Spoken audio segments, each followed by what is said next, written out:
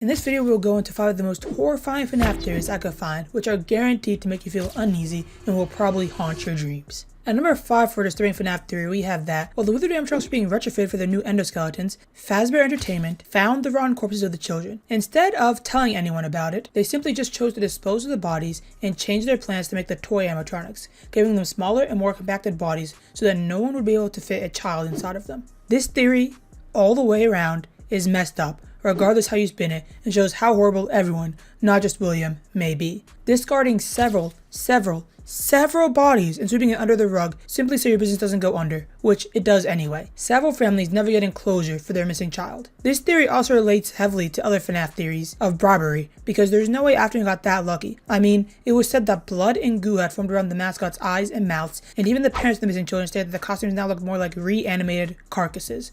The police can't have been this stupid, and they barely even checked for the bodies. And why wouldn't they even look at or inside the animatronics, even after multiple people complained about a strong odor? It doesn't make sense, so many assume that the cops and possibly maybe even the government was paid off heavily by William Afton, making this theory even darker, as the missing kids genuinely had no one looking out for them. My only problem with part of this theory, however, is the fact that they said they made the toys smaller so a child wouldn't fit inside of them. I don't know how accurate this can be, as for my research, regular Bonnie is around 6 feet tall, and toy Bonnie is around 5'8", which isn't actually a crazy difference, and you can definitely still fit someone in that much space.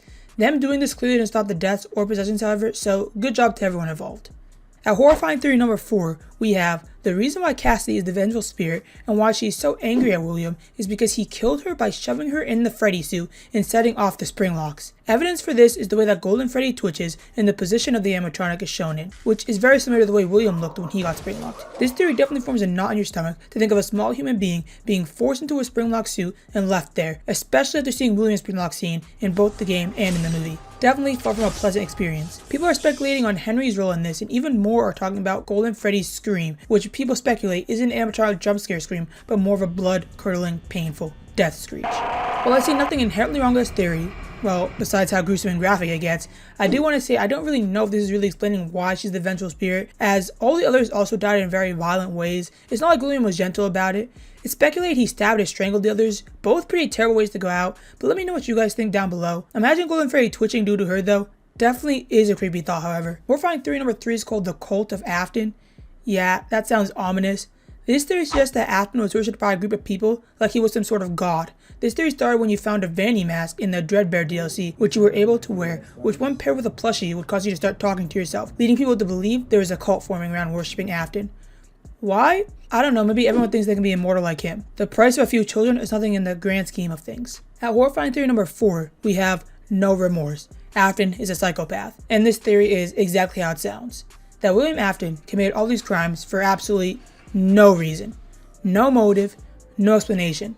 Many people have been trying to figure out the why behind his actions, but this theory simply states that there isn't one, which I believed for a very long time. He has no reasoning and no remorse, honestly almost making it worse. I mean, it's bad regardless, but just killing a ton of people because you can is very dark and troubling. He's a psychopath, a person who doesn't view people as people, who doesn't feel fear and at the end of the day doesn't really care what happens to him or anyone else. He dies happy knowing he could hurt as many people as possible. Though, I don't know if psychopaths can feel happy. As the second most horrifying theory, we have William Afton, aka Springtrap, is capable of limb transplant, as he always changes. He looks different in many FNAF games, leaving fans to wonder how. Now this theory is he's attaching and reattaching different body parts to himself, effectively also making him immortal. This theory is terrifying because where is he getting these limbs from? Did he make them? Or did he steal them and then redesign them for his twisted body? The more popular theory, however, is simply that Scott Cawthon was indecisive as to how he wanted to actually make Springtrap look, and he changed the design one too many times. Lastly, as one of the worst terrifying FNAF theories I could find, it's what if the children weren't unalived until they got stuffed into the suits?